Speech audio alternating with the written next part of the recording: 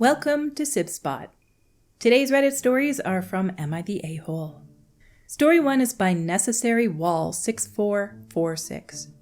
Am I the a-hole for walking out of the bridal salon when I found out my friends were making fun of me behind my back? I have 2 friends, Gabby and Shelly. All of us are 23, if that matters. We were roommates in college and stayed in the same city after graduation. I've always known that Gabby and Shelly are the closest. They have a really sweet friendship. Shelly is getting married.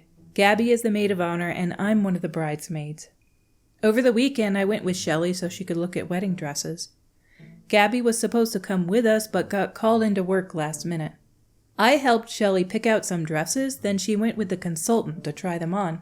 Shelly asked that I take pictures and videos on her phone to send to her mom and Gabby. I was getting the camera ready when a text from Gabby came through.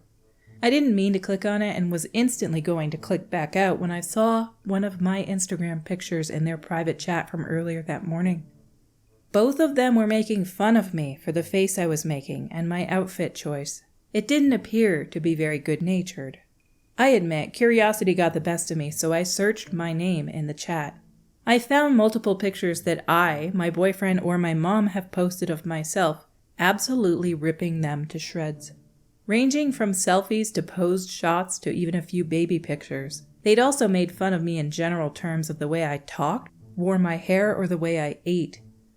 This went back as far as I could tell, at least a year. My heart broke. It all felt so juvenile and high schoolish. While we all joke around, I would never do this to them, nor have they ever tried to instigate these types of conversations with me about the other one. I was in tears. As someone who was bullied all through middle school and high school, it just brought me back to a horrible place. I put the phone in Shelly's purse and brought it to another employee, telling her to tell Shelly that I had to go. I drove home and had a long cry. Shelly texted me by the time I made it home asking where I went. I said I was going home and we could talk later. When she did call a few hours later, she was understandably confused and hurt that I left. I told her what I found, explaining that I only looked further because of the initial text I accidentally saw. She went off on me for looking through her private texts and said those were none of my business. She also told me I shouldn't have left the store without saying anything. I said I didn't want to make a scene, but I also knew I couldn't fake being happy for her.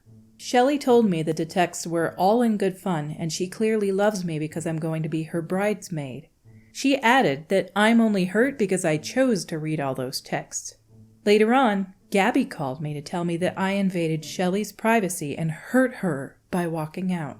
My boyfriend and mom think I did the right thing by walking out, but obviously they're a little biased. I just want some unbiased looks. Was I an a-hole to look through the texts and then leave? Nope, and you should not be a bridesmaid at her wedding. If it's going to be too hard for you to let go of this friendship, then you gotta do what you gotta do. But I would not be her bridesmaid, and I would not be her friend anymore. If they're just going to make fun of you behind your back, are you even their friend? Or are you just the laughingstock of the group? Down in the comments by Here For You Not the a-hole. If I were in your place, I think I'd drop out of being in the wedding. It's one thing to jokingly make fun of someone one time, but it seems like they've done this to you a bunch of times. And it doesn't seem like it was lighthearted. If I was you, I wouldn't feel bad about looking through those messages at all. She handed her phone to you, and it feels like fate took the opportunity to expose them to you for who they are. Our next story is by Effective Baby 706. Am I the a-hole for not asking my mom to pay for my stepsister to go on her school field trip? My parents are divorced and my brother, 12 male, and I, 16 female, split time between mom and dad. Our dad remarried after the divorce 9 years ago. His wife has a daughter, 10 female, who lives with them full-time now, but her dad was around for a little when they first got together, and he left after my dad's wife won custody officially. He doesn't pay anything for his kid, and my dad and his wife are the ones covering everything for her. My dad and his wife haven't been doing so good with money for a couple years, and this year has been the worst year for them. My mom is doing better than ever, though, and she's been really stable with money. So my brother and I have a much better life than our stepsister. We get to do extracurriculars and we get nicer stuff in general. This got so much more obvious lately because my brother got to do 2 field trips and I got to do an international trip with my school last year. My stepsister had a field trip come up a couple of weeks ago, but my dad and his wife couldn't afford to pay for it. They asked my mom to pay and she said no. They asked my brother to ask my mom and he didn't. So Dad asked me to ask Mom. He told me how much his stepdaughter wanted to go, but the school didn't have a fund to cover for families who couldn't afford it. He told me he knows it's not Mom's job, but they were desperate and just wanted her to have a nice time. And she knows my brother and I never miss out, and he didn't want her to feel less important. I didn't ask. My dad got super pissed when the field trip came, and neither my brother nor I asked my mom. And my stepsister didn't get to go, which super pissed him off. Am I the a-hole? Your father is a deadbeat. He contacted your mother, said, hey, can you pay for my daughter with my other wife? Can you pay for her to go on this field trip because you have money?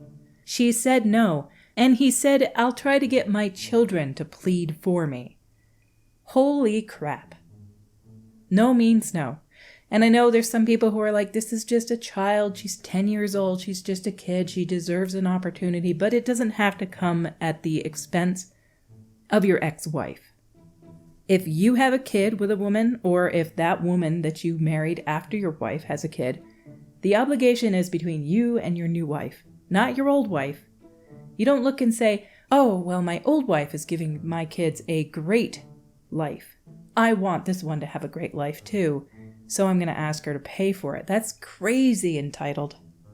You're not the a-hole, and tough if he's pissed off. Our next story is by Justice for Investors. Am I the a-hole for not buying my wife a horse? I work in an intense, unfulfilling job 6 days a week. My wife has not had a paying job since we got engaged 16 years ago. 7 years ago, I quit my Change the World job, which paid little but conferred distinction and a sense of doing what is right, for a mercenary, awful job I hate, but which pays 10 times as much. My wife enthusiastically supported, indeed urged, my job change to this higher paying but awful job. For a while, I held it all in, but over time, particularly recently, I've told her clearly that this job is leading me to an early grave. It is awful, the people and crap I deal with every day. It is immensely stressful and not rewarding in the least. But of course, as the pay rolls in, our standard of living increased and the amount we spend each month is eye-watering. Last night at a cocktail party with my friends, my wife got drunk and on the way home tearfully told me that I just don't understand her and that what she, quote, truly needs to feel fulfilled is a horse, quote. We know many good people with horses. After a few questions where she kept replying that this horse or that, quote, wasn't good enough for her, quote, our discussion devolved into shouting. I view this as a pretty simple thing. I want to go back to a job I like someday. I'd like to reduce our spending so I don't need to work until I'm 80. My son wants to visit Madagascar. My point is that people's wants, practical, not working until I'm 80 at an awful job, or impractical, visiting Madagascar, are often placed aside. Also, for your information, I don't have any hobbies, so it's not like I'm spending money on cars or something and then telling her that she can't. I should add that we live in the suburbs of a big city. We do not have a backyard where a horse can graze. We would need to first buy a special breed of horse she demands for tens of thousands of dollars, pay for feed, veterinary, stable, insurance, etc. We're talking hundreds of thousands of dollars. Another stone in my backpack. Basically guaranteeing that I will never be able to do anything else. I view this as her saying, in so many terms, well, I want to be fulfilled, but I don't give a crap about your stress and fulfillment. Am I the a-hole for not rushing to buy her a horse? You already know you're not the a-hole for saying no. You work way too much to the point where you're depressed, and she doesn't care that you're depressed. You're giving her a decent life, and she's still not happy. It sounds to me like she might have princess syndrome, where she thinks that everything should be about her, and she should have a pony, and she should have a tiara, and she should have dresses. Very self-centered and materialistic. Is your quality of life actually improving with the money that you're making, or is she just getting a lot of what she thinks she wants? That's how it sounds to me. You guys shouldn't even be in a relationship together if that's how it's going to be. She wants you to work harder and make more money so that you can literally change houses, so that you can rent a stable somewhere and get her a horse? She says you don't even understand her. She's not even trying to understand you. You're telling her the job is killing you. It's going to put you in an early grave. And she's like, well, I want a horse. Your wife is massively entitled. Tell her she can have a horse, and then divorce her, and she'll have a divorce and a horse. And she can move somewhere and try to figure out how to get a horse on her own. She can work herself into the grave.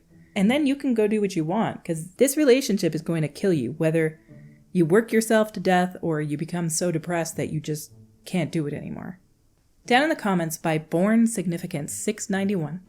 Longtime horse girl here. Your wife is correct. You don't understand. People fortunate enough to be born without a horse obsession will never understand. The joy of just watching them hang out in the pasture is inexplicable to anyone not afflicted. My whole life I loved horses and had the privilege of owning several. It broke my heart when they passed, but I'll never stop wanting horses in my life. It's a sickness. That said, you should not buy your wife a horse. You don't say anything about her current involvement with horses. Is this just a whim? Has she ever even been on a horse? Taken lessons? Had a horse growing up? Owning a horse is a huge commitment. They can live to be 30 plus years old, requiring more care as they age to the point where they can't be ridden, but still expensive to keep. Will that provide the fulfillment she needs? She needs to get a job so she can pay for lessons, then lease a suitable horse. Along the way, she should work at a barn, shovel manure, carry water, sit with them when they're waiting for the vet, cold horse their aching legs. I'm not sure if that's an actual phrase from horse terminology or they typoed. Carry hay bales, search for lost shoes in the pasture, learn how to bandage cuts. All the no riding things that take up 90% of horse time. If she still loves it, then she can buy a horse and you can decide at that time if you want to continue. Not the a-hole. See, I seriously thought this person, like saying at the start, your wife is correct, was going to say you are the a-hole because she's a big horse girl and she expects maybe the wife is too. But she turned it around nicely in there.